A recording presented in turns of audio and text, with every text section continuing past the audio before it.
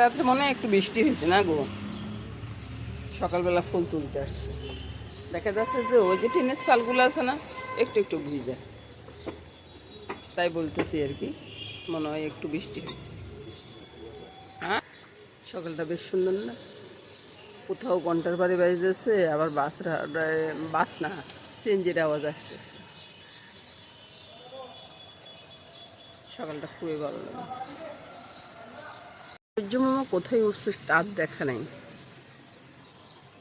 কালকে রাত্রে মনে হয় একটু বৃষ্টির ফুটা পড়ছে, সেটা বোঝা যাচ্ছে জানলাতে, এমনিতে কোনো বোঝা যায় না। আর কুয়াশা তো পড়তেছে, কুয়াশার কোনো কমতি নেই। আর কবুতরগুলো কি করতেছে দেখুন। আমি অত ভোরে এখন আর উঠিও না যে আপনাদেরকে দেখাবো। আর সকালবেলা তো কবুতরগুলো বারান্দায় এসে হাজির হয়ে যায় ওরা খাওয়ার জন্য।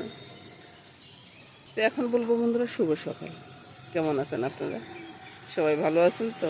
ভালো থাকুন। সকালটা যদি এমন হয় কত সুন্দর হয়, তাই না? শুভ সকাল বন্ধুরা। শেষ করে চলে আসলাম রান্নাঘরে বন্ধুরা। রান্নাঘরে এসে রান্নাটা শুরু করবো। আজকে জল খাবারটা আর দেখা যাবে না, পুরোপুরি দুপুরে রান্না দিয়ে সেটা শুরু করলাম। দুপুরের রান্নাটা কি হবে সেটাই দেখাচ্ছি। তো দুপুরের রান্নাটা কি হবে আগে একবার দেখে নেন। আর বন্ধুরা, রান্না এমন এক জিনিস, সেটা আপনার নিজের কাছে। ভালো করা খারাপ করা সেটা আপনার নিজের কাছে। কীভাবে ভালো করবেন সেটাই দেখুন বন্ধুরা। কি রান্না করবো, লাউ ডোকা বলুন আর ডাটা বলুন, এটা নিয়ে আসছি, বাজার থেকে নিয়ে আসছি, একবার তন্তাজা। সাথে দিব আলু, আর ওই যে কাঠু মাছ নিয়ে আসছি, কাঠু মাছ দিয়ে এই তরকারিটা রান্না হবে, এই তরকারিটা। আর এই যে কাঠু মাছের তেল, এটা দেখলে আমি ভীষণ খুশি হয়ে যাই। এটা রান্না করবো আমি পেঁয়াজ দিয়ে। তো রান্নাটা পুরোপুরি শুরু করে দিই, তারপরে দেখুন। আমার মনে হয় কি, আমি সব কিছুর মধ্যে নুন হলুদটা ঠিকঠাক দিয়ে দিই, তারপরে আপনাদেরকে দেখাই রান্নাটাকে সহজভাবে যেভাবে করা যায় আর কি। আপনারা তো মনে করতেছেন যে এটা তো আমরাও পারি। পারেন তো বন্ধুরা, সবাই পারেন। আমি কি বলছি শুধু আমি একাই পারি? আপনারাও পারেন। এই যে সব কিছু দিয়ে দিলাম, আর পরে আর আমার এটা নিয়ে আর ঝামেলা করতে হবে না। ডাটার তরকারি সামান্য একটু লঙ্কা দিলাম, এটাতে আর লঙ্কা বেশি যাবে না। আর এখানে একটু লঙ্কা দিয়ে দিলাম, এটা মেখে রেখে দিলে পেঁয়াজটা নরম হয়ে যাবে, বুঝছেন? এভাবে রান্নার কৌশলগুলো শিখতে হয়।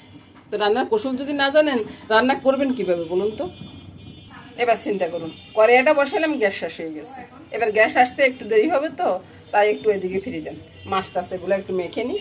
মাছগুলোকে সুন্দর করে আমি এভাবে হাতার লাগালাম না, এভাবে একটু করে মেখে নিব, সব কিছু এভাবে মেখে নিব। এদিকে ভাত ডালটা হয়ে গেছে, বুঝছেন? গ্যাস চলে আসছে। আর আমি একবার ওই যে মাছগুলা ভেজে নিব প্রথমে। আর ভাই, তরকারির স্বাদ করতে হইলে একটু ওই যে মাছটা ভেজে দিলে না, তরকারির স্বাদটা অনেক গুণ বেড়ে যায়। আমি তো আর পেঁয়াজ রসুন দিই না, পেঁয়াজ রসুন বাদে তরকারিটা রান্না করবো।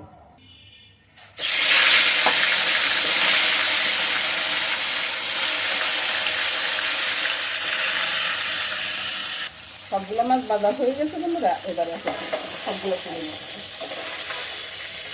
একবার যে বেশি ভাজি তা কিন্তু না, এটার সাথে মাথা মাছ সবই আছে। মাথাগুলো একটু ভাঙতে যাচ্ছে আর কি। কি হয়েছে, মাথা ভাঙলে তো কোনো সমস্যা নেই। মেথি ফোড়ন দিয়ে আলু গুঁড়া করে দিই। আলু নুন হলুদ সবই আছে।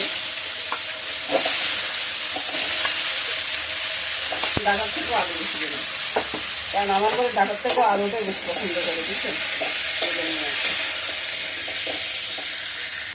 আলুগুলো একটু ভাজা হয়ে গেছে, এবার আমি ডাকাটা ছেড়ে দিলাম। ডাকার সাথে কিন্তু আমি কালো গোলমরিচ দিই,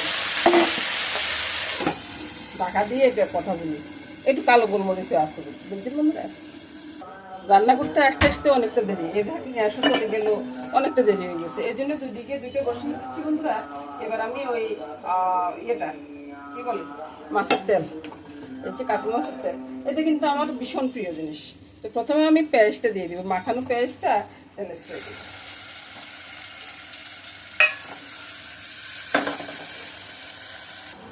এদিকে আদান করে দেবো, আপনার তো তেলটা দিয়ে দিলাম। তেলটা দিয়ে বলতে এখন ওই যে একটু ঢাকা দিয়ে রাখাটা উচিত হবে, তেলটা শক্ত হয়ে যায়। তারপরে একটু কেটে কেটে দিব। এবার তো আমার বন্ধুরা চিন্তা করতেছে বাকি তরকারিটা কোথায় গেল। ওই যে ওইদিকে নিয়ে গেছি, বাচ্চাটাকে নামিয়ে ওইদিকে নিয়ে গেছি। দুইটাই ঢাকা উঠে দেখাচ্ছে। এদিকে এটাতে একটু উল্টে দিলে এখনো যদি আমি ঘাটাঘাটি করি না, এটা লোড হয়ে যাবে। আপনারাও এই জিনিসটা খেয়াল রাখবেন, বুঝছেন? আপনারাও যদি এই জিনিসটা খেয়াল রাখেন তাহলে আপনারা কিন্তু উপকার আসবে। এই জিনিসটা কিন্তু একটু ভাজা হওয়ার পরে এটা শক্ত হয়ে যায়, তখন আর লোড মারে না। এবার এটাকে ছেড়েও দেবো, আবার এত এত বড় কি রাখবো, এভাবে একটু ভেঙে ভেঙে দেবো আর কি। তাহলে হবে কি সবাই মিলেমিশে খেতে পারবো আর কি। আর একটু জল দিয়ে দেবো।